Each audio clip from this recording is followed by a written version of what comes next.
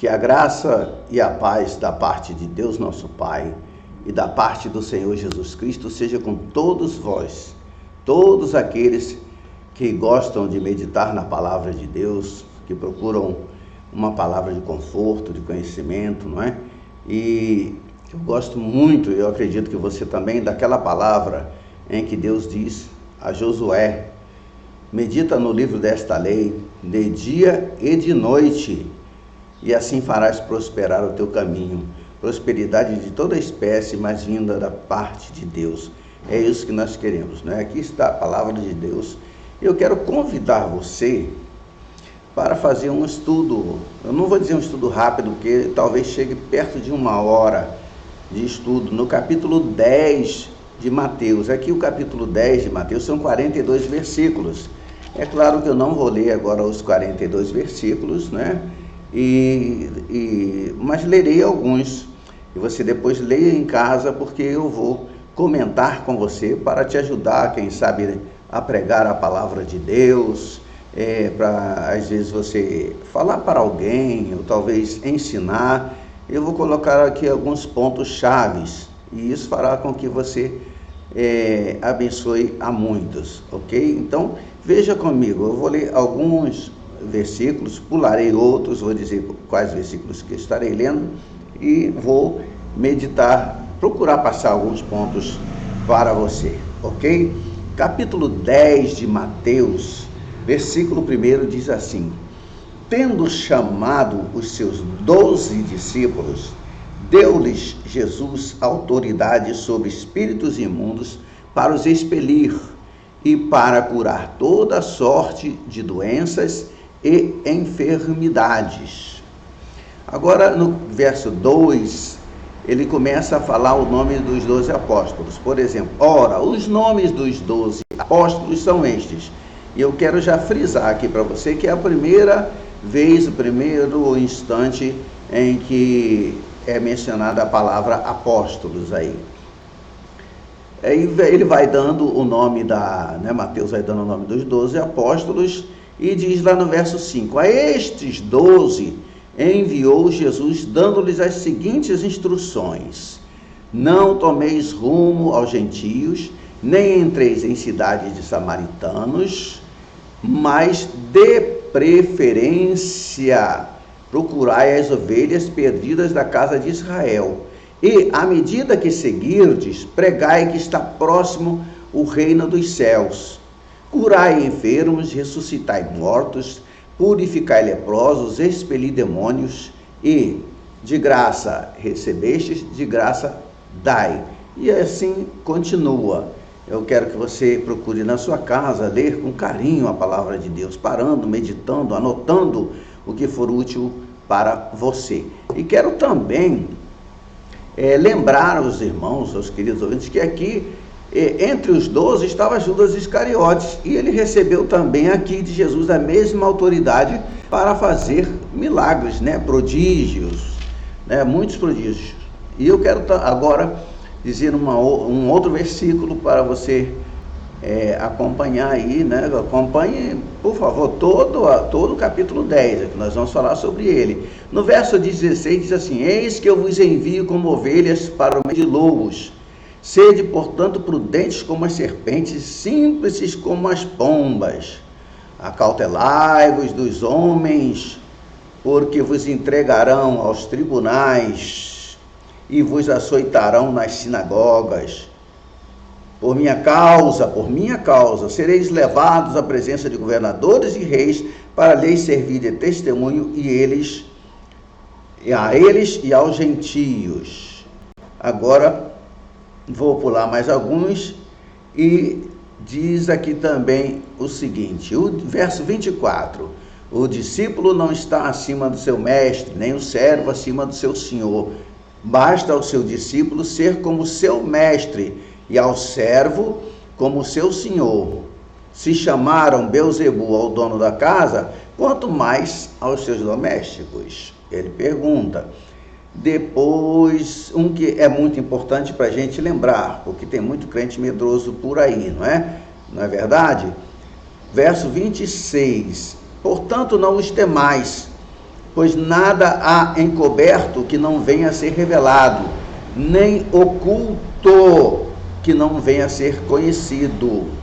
Verso 28, não temais os que matam o corpo e não podem matar a alma, temei antes aquele que pode fazer perecer no inferno tanto a alma como o corpo. Ele continua nesse sentido, e acho muito importante falar também sobre isso aqui, olha, verso 36 e 37. Assim os inimigos do homem serão os da sua própria casa. E no 37 diz, quem ama seu pai ou sua mãe mais do que a mim, não é digno de mim. Quem ama seu filho ou sua filha mais do que a mim, não é digno de mim. E quem não toma a sua cruz e vem após mim, não é digno de mim. E verso 40, quem vos recebe, a mim me recebe. E quem me recebe, recebe aquele que me enviou.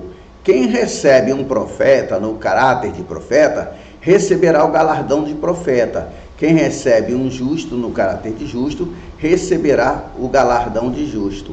E quem der de beber, ainda que seja um copo de água fria, a um destes pequeninos, por ser este meu discípulo, em verdade vos digo que de modo algum perderá o seu galardão. Eu quero então voltar agora para o verso 1 para chamar a atenção de vocês para algo que chamou a minha atenção. Tendo Jesus chamado os 12 discípulos, deu-lhes autoridade. Interessante, meus amados, que eu quando comparo Jesus com os outros profetas, eu posso ver uma coisa muito interessante, algo que me mostrou uma superioridade enorme de Jesus sobre os outros. Você pode pegar os maiores profetas da Bíblia, os que fizeram milagres maravilhosos, como por exemplo Moisés. Você pode ver um homem como Josué mandando parar o sol e a lua, não é? E transformar 2 dias em um apenas, não é? Ou esticar o dia, o período do dia de 24 para 48 horas. Você vê Isaías dando um sinal para o rei Ezequias, onde o sol volta. Ele, ao invés de girar assim, ele dá uma retrocedida. Você vê milagres maravilhosos. Todos eles fizeram milagres, assim como Jesus. Mas algo que me chamou a atenção é que somente Jesus tinha o poder de dar poder. Os outros profetas não podiam dar da sua unção para ninguém mais. Eliseu tentou isso, quando mandou Geazi na sua frente para ressuscitar lá o filho da mulher, o filho que havia morrido.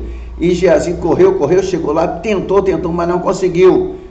E Eliseu chega lá, deita em cima da criança para aquecer o corpo da criança. Daqui a pouco a criança espirra 7 vezes, não é? E voltando assim a vida.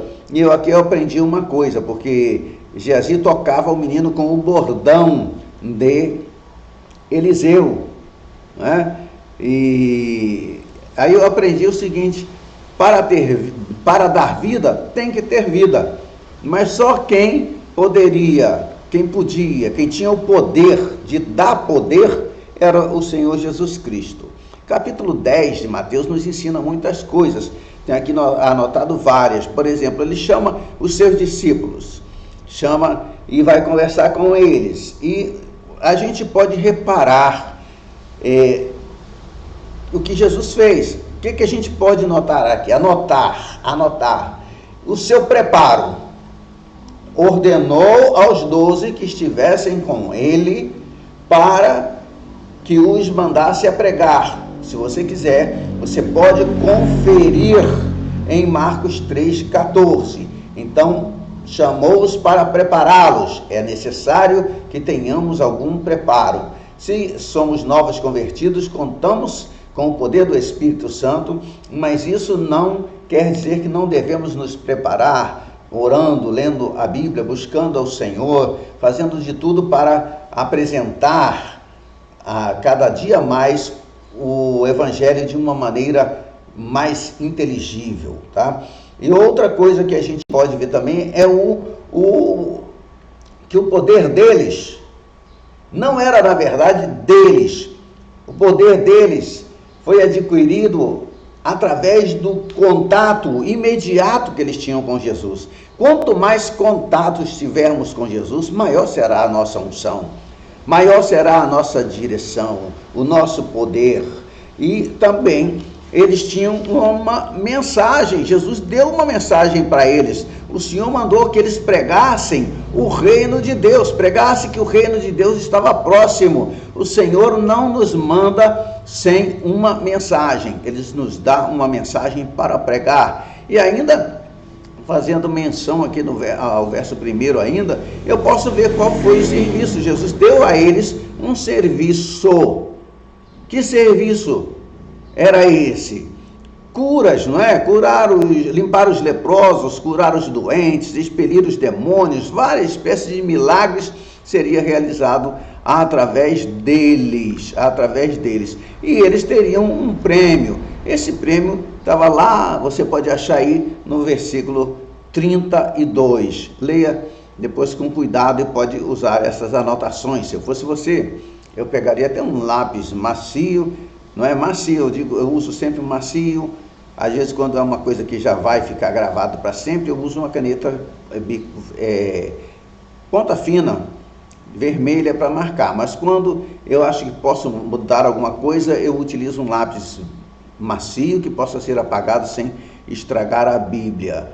Nós podemos notar agora, no versículo 2, que é pela primeira vez que se fala de apóstolos ou enviados, cujo ministério seria o de anunciar naquela época somente a Israel que o reino estava próximo. Os poderes referidos nos versículos 1 e 8 acompanhavam a pregação do reino. E os dignos, está aí no verso 11, os dignos eram os que esperavam o Messias prometido. Eles eram os dignos. O Messias era esperado pelos dignos. E o Evangelho da graça de Deus hoje é pregado não mais aos dignos, mas a todos. O Senhor Jesus ali mandou especificamente para Israel. Depois da sua morte, ressurreição, e depois, já quando estava partindo, ele falou, deixou para eles, ou para nós, a grande comissão, não é? Ide por todo o mundo e pregai o Evangelho, não somente aos dignos, mas a toda criatura. Esse não somente aos dignos é friso meu, estou frisando aqui porque não está no texto, mas pregai o Evangelho a toda criatura. Não há apenas um grupo específico, nós devemos atentar para isso. E conforme a gente vai lendo Mateus 10, nós encontramos a expressão em que diz que eles não deveriam levar nem alforjes para o caminho. Isso já no verso 10. Essa expressão refere-se ao costume dos religiosos ambulantes. Hoje nós usaríamos a palavra itinerantes, não é isso mesmo? Os daquela época, eles levavam um saco para receber os donativos dos fiéis. Quando as pessoas queriam dar alguma coisa para eles, eles colocavam naquele tipo uma bolsa tiracolo, né? Não importa, quando ele fala assim, não leveis nem alforjes para o caminho, não está proibindo o evangelista, o pregador, o itinerante de levar a sua pasta ou sua mala com suas roupas, coisas, nada disso não, viu? E aí a gente pode então notar e anotar os seguintes pontos referentes aos 12 apóstolos. Primeira coisa, eu vou voltar um pouquinho ao capítulo 9 e no verso 38 nós vamos ver que eles precisavam de preparo. E que preparo era esse? A oração. Meu irmão, minha irmã, meu amigo, sem oração, você não consegue estar preparado. A diferença, quando você ora, você fala com Deus. Quando você lê a Bíblia, a palavra de Deus, nela medita, Deus fala com você. Ele transforma o logos em rema. A palavra logos em rema, o vocábulo, não é? Logos é um vocábulo grego que significa palavra. E rema também é um vocábulo grego que significa palavra. Só que rema é quando Deus vivifica logos. Aquela palavra que você está lendo, Deus usa para falar com você. Nem todas as promessas bíblicas são para nós, não é? São para nós.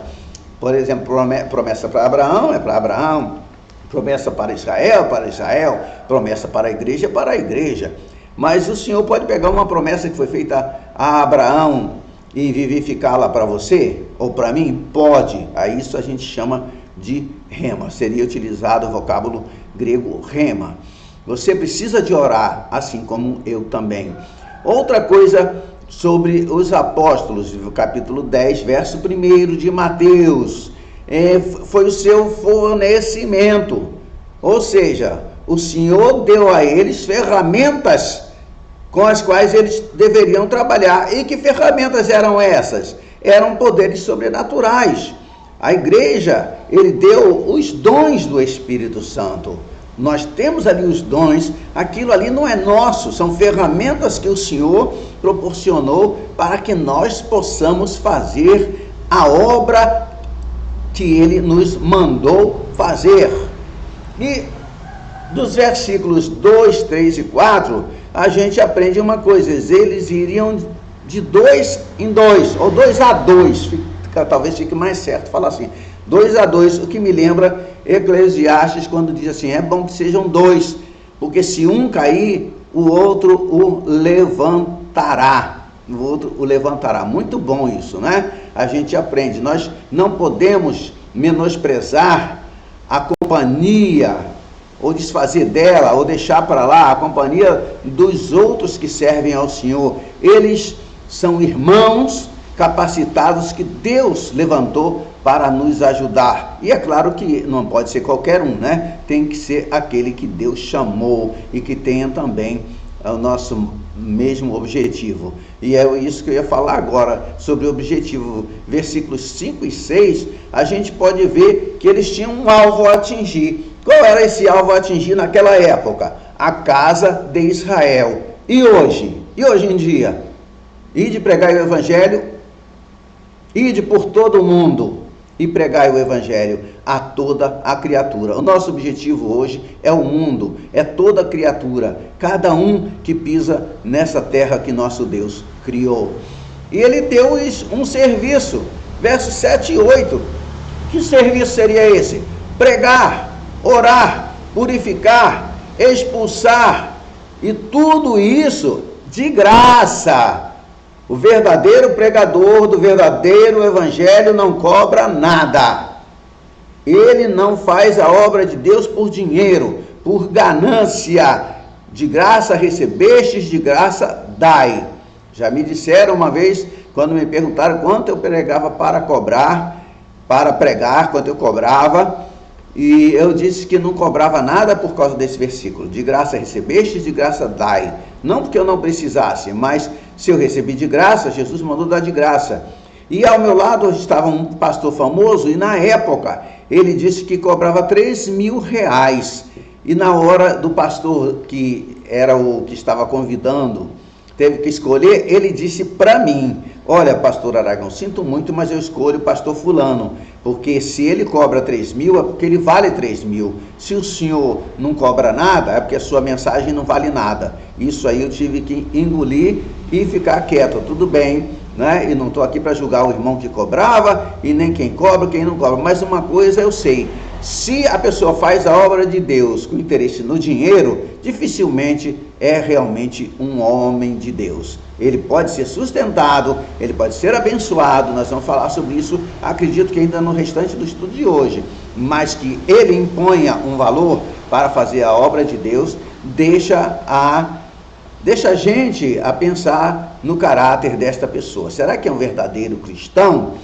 Jesus fala também, ali a gente vê em Mateus, aliás é Mateus que está escrevendo, né?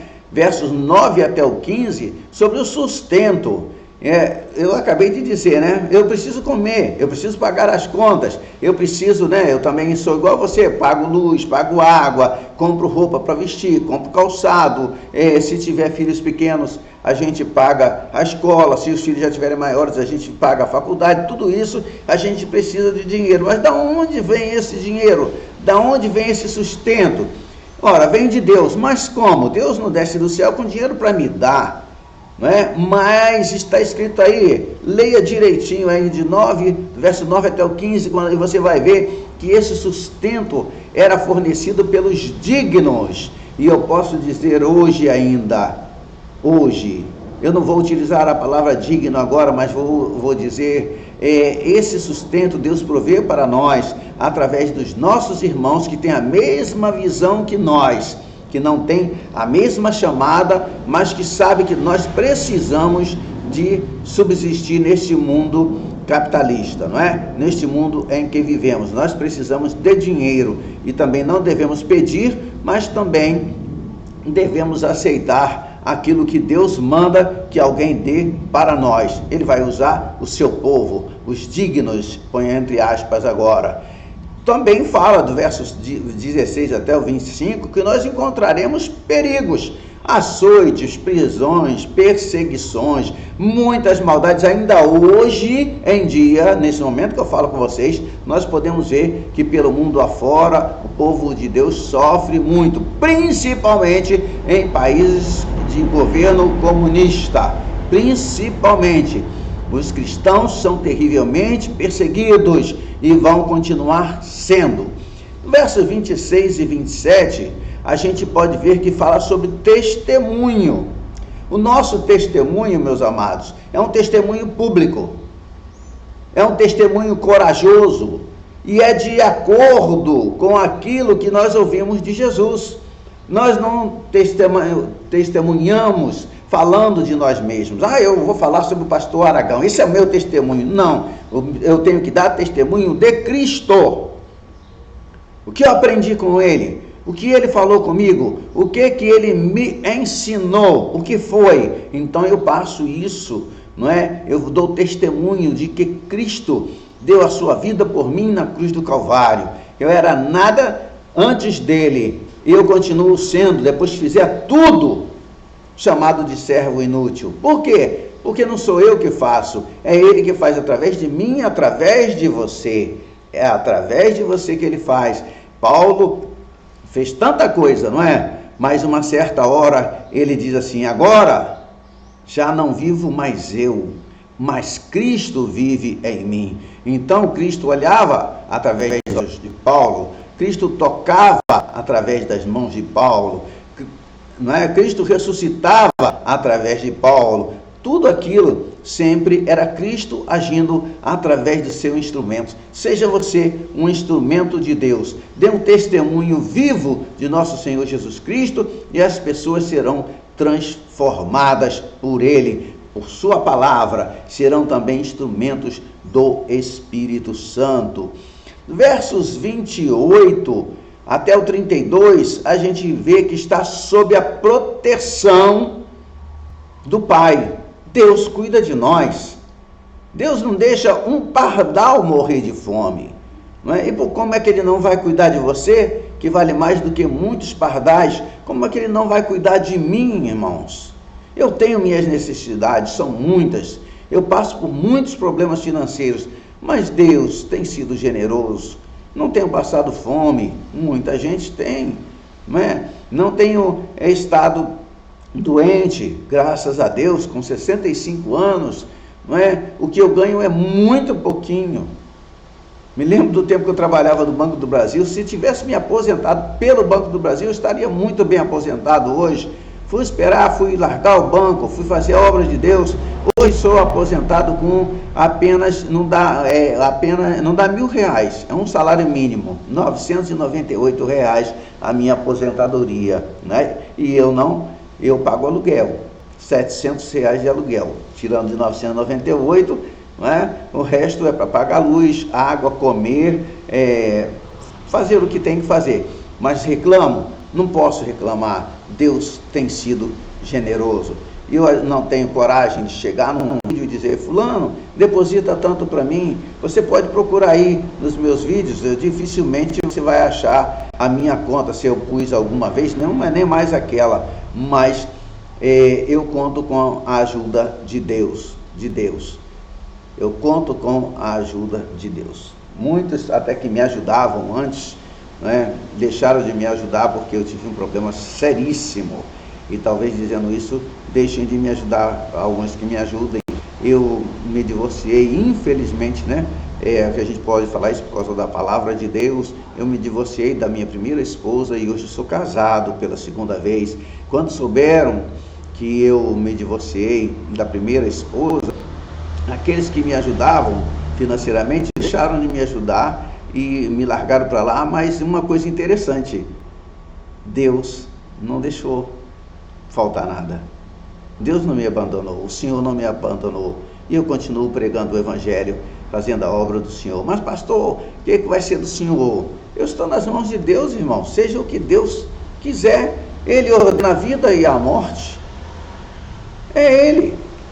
Eu vou fazer nas coisas e vou deixar que Ele me julgue, porque Ele me julgará com equidade, com justiça, com amor. Ele vê todas as coisas. E o que eu fiz? Nada.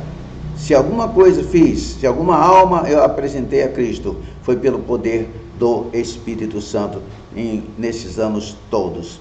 Agora, versos 33 até 39, fala sobre conflito. O conflito que os cristãos têm. E esses conflitos, muitas e muitas vezes, surge dos nossos próprios parentes, dentro da nossa própria casa. Jesus disse que os nossos inimigos surgiriam da nossa própria família,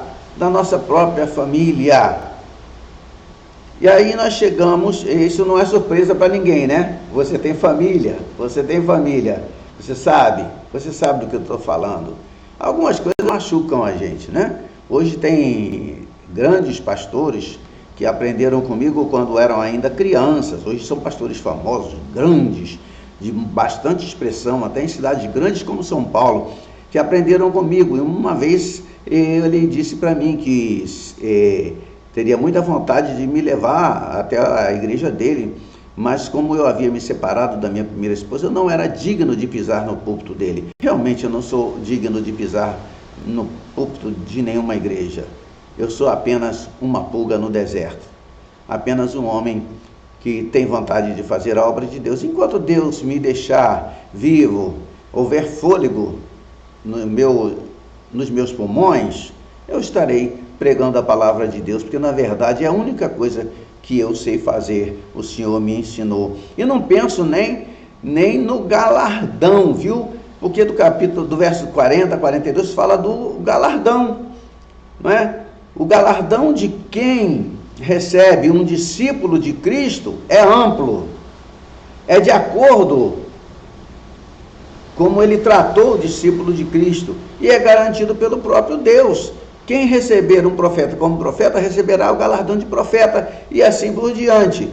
Há muitos cristãos que fazem também, que concordam em entender que é Deus que pode destruir no inferno a alma e o corpo, referindo-se ao verso 28. Agora, quando eu chego a ler no verso 37, eu vejo uma exigência de Cristo, uma exigência tremenda mesmo, né? No verso 37, aí eu fico pensando, o que eu fico pensando? O que você poderia pensar? Vocês repararam a exigência de Jesus? Exigência tremenda, muito grande, e diz assim, aí eu digo que ninguém que não fosse Deus, teria o direito de fazer tamanha exigência. Leia lá, eu não vou ler para você, vou deixar você ler qual foi a exigência. mas pelo que eu vou falar agora você vai entender. Colocar-se acima de pai, mãe, filho, filha nas nossas afeições seria absurdo se partisse de um homem comum. Seria um absurdo. Mas que o Senhor Jesus faz tal exigência é uma prova da sua divindade. Por quê? Porque somente Deus, não é? Somente Deus pode colocar-se acima de pai ou mãe nas nossas afeições. Somente Deus. Que se fizesse tal exigência, veja bem, que se fizesse essa exigência, tal exigência, é um fato extraordinário, porém, mais extraordinário ainda é que todo cristão a considera razoável e justa, e que milhares a têm observado. Mas, da parte de Deus, eu posso dizer para vocês que há compensações. Há compensações. Estamos chegando já ao final do nosso vídeo, do nosso estudo no capítulo 10 de Mateus, mas eu posso falar sobre essas compensações ainda. Primeiro, perder a vida por amor a Cristo é encontrá-la, é achá-la. No verso 39 fala isso. E no verso 40 fala que receber a Cristo é receber o Pai. O Pai. E me lembro que Jesus falou assim, olha, quem recebe aquele a quem enviei, a mim me recebe. E quem a mim me recebe, recebe aquele que me enviou. É muito interessante, é muito importante. Então veja bem, existe um galardão futuro pelo menor ato de serviço de amor. O que é esse menor ato de serviço de amor? Aquele que der ao menos um copo de água fria a um desses pequeninos que me serve, não ficará sem o seu galardão. Tá? A palavra traduzida por vida no verso 39 é a mesma palavra que sempre se utiliza para alma. A alma é a própria pessoa. O homem é uma alma. Dê uma olhadinha em Gênesis capítulo 2, verso 7. Em 1 aos Coríntios capítulo 15, no verso 45. Dá uma olhadinha lá. O homem tem um corpo, pelo qual ele está em contato com os seus semelhantes. E tem um espírito, pelo qual se relaciona com Deus. Perder a alma, ou seja, perder a vida, como em Mateus 16, verso 25, veja, Mateus 16, verso 25, é perder-se a si mesmo, falhar no propósito para o qual a vida nos foi dada, sendo lançado fora como inútil. Agora, achar a vida, conforme está lá no verso 39, é viver para si, viver para si mesmo, e assim perder a verdadeira vida. Quem vive para si mesmo, perde a verdadeira vida. Agora, perder a vida por amor a Cristo é negar-se a si mesmo, gastando a vida toda para Cristo, por Cristo. Amém? O mundo considera perdida uma vida nessas condições, mas o Senhor a considera achada. Que Deus abençoe você. Aqui eu paro, aqui eu termino, aqui eu concluo minhas considerações sobre Mateus 19. Eu espero que você possa fazer um bom proveito, que Deus te abençoe. E se você conhecer alguns que ainda não são inscritos no meu canal, pode me ajudar assim. As pessoas se inscreverem no canal, como é que diz, clicar naquele sininho, porque assim quando eu postar novos vídeos, você vai ser avisado. Você dá um joinha assim, porque é muito importante. O YouTube, ele sugere os vídeos de acordo com o número de visualizações. E eu já vi que às vezes os cristãos têm talvez preguiça de dar um joinha ali, porque tem que se logar pelo YouTube, né? ou se logar pelo Google, né, fazer se logar no Gmail para poder clicar ali. Aí eu vejo, por exemplo, 300 visualizações e 5 likes. Isso não me ajuda em nada, mas se você me ajudar, se você passar isso, se você compartilhar, o YouTube vai entender que os meus vídeos interessam a pelo menos uma parcela da população. Teve um tempo que eu fiquei, inclusive eles me desmonetizaram os meus vídeos porque diziam que meus ensinos não interessavam a uma grande parcela da população. Aí eu fui ver, realmente, às vezes você tem 800 visualizações e 5 likes, 300 visualizações e 8 likes. Então a gente vê que às vezes os nossos próprios irmãos não nos ajudam, enquanto quando tem muitos sites, muitos vídeos de porcaria, são milhares e milhares de likes, de comentários, não é verdade? E a gente não quer, né, não quer pedir ajuda em outro sentido, apenas disso. Se você gosta, se você acha que é um bom ensino, se você quer, deixa aí o seu comentário, compartilhe com outras pessoas e deixe o seu like, amém? Que Deus te abençoe e que a graça do Senhor seja abundante na sua vida e na vida daqueles a quem você ama, amém? Paz seja com todos, amém.